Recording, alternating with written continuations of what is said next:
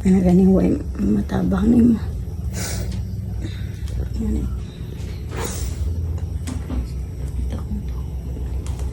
Duha jud sila kabuok. Jud tay mahingo kay sige man taglakaw-lakaw. So, hi mga kaababing. So, karon lang nako ni i-share ang nahitabo sa ako atong May 31, 2026 mga kaababing. So, na disgrasya dai ko mga kaababing tungod ra pod sa ako ang mga kaababing no. So, wala ra gid pod nako damha mga kaababing may ato ko kanang dali ra gid kay ang panghitabo mga kaababing. Kanang nagsugod man guni siya mga kaababing kay pag sayo sa buntag mga kaababing nangutana akong partner kung naaba daw ko'y napalit gaw-gaw. Sa niana ko sa iya mga kaababing wala ko kapalit kay nakalimot ko mga kaababing. So moto sige mo ko gunaw na mga kaababing wala ko kapalit. So pagka mga alas 6 banto sa buntag mga kaababing tudayin ko nipalit ko gaw-gaw mga kaababing kay di lagi ko kapuyo. So moto nga nagpalit ko sa palengke. Nahuman naman kong palit sa palengke mga kababing. Then uli ra pug ko dayon kay mora man jud akong paliton mga kababing na nagpalit ra pug ko gamay nga chichirya, mga noodles. Unya gibutang na dayon ako ang gaw-gaw nga 4 kilos mga kababing diri sa dapit sa kong Manobila mga kababing. Then pagka human na mga kababing naabot na ko didto sa may BCS mga kababing, unahan sa Rose mga kababing. Nya hapit na siya kanto pa BCS mga kababing.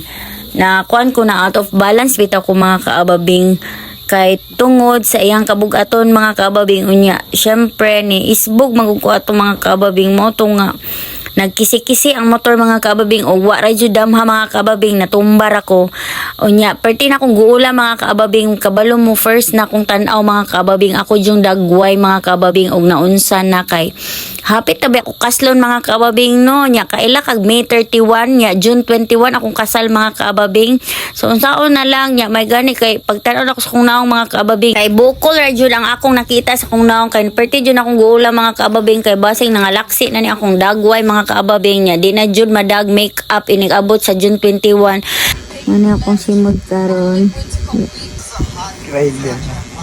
Good morning everyone. This is day 2. Grabe jud ang akong pasalamat sa Ginoo mga kaababing nga ing ato ra gyud ang nahitabo sa ko ang mga kaababing bukol ra og gas-gas ra jud gamay sa akong tuhod mga kaababing og dili ra pud kay siya lalom nga pagkasamara mga kaababing. So nara pud koy duha ka tawo nga giingnan mga kaababing nga disgrasya ko ingana mga kaababing kay wala lang na di lang ko ganahan nga mag-share sa uban mga kaababing kay di ko gusto nga mag-uol silang maayo sa ako ang mga kaababing so kay kaya raman ako nya pasalamat ra pud ko sa Ginoo kay naara gyapon siya sa akong kiliran wag gyud ko niya gibiyaan mga kaababing despite sa akong mga challenge mga trials mga financial problem mga kaababing naara gyud siya sa kuang kiliran mga kaababing wag jud ko niya gibiyaan. Nalayang mga panic gusto na siya mag-close. So nana ginagaingon sa kuha mga kaababing nga di jud daw pwede mulakaw-lakaw basta padulong nagkakaslunon mga kaababing no. Then unsaon man pud nako pag dili mulakaw mga kaababing nga wa may lain masugo diri sa balay mga kaababing kanang para sa anang pagkuha sa bata, pagsundo sa bata, then pagpalit og mga unsaon dira sa panimalay kanang mga kulang dira sa panimalay mga kaababing. So wala may lain masugo niya ako mga isuon kay layo ra ba mga kaababing. Unya isuon pa sa akong partner layo pud sila mga kaababing. So dili gid ta pud gusto nga manghasol pud mga tao basta kaya ra nato mga kaababing no. Kay naa pud na sila itag sa tagsang mga trabahoon mga kaababing. Walay puat sa pagpasalamat nako sa Ginoo mga kaababing.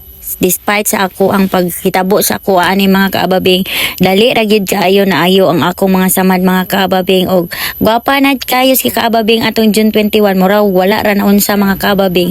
So maora sa to for today's video mga kaababing. Thank you for watching. Bye.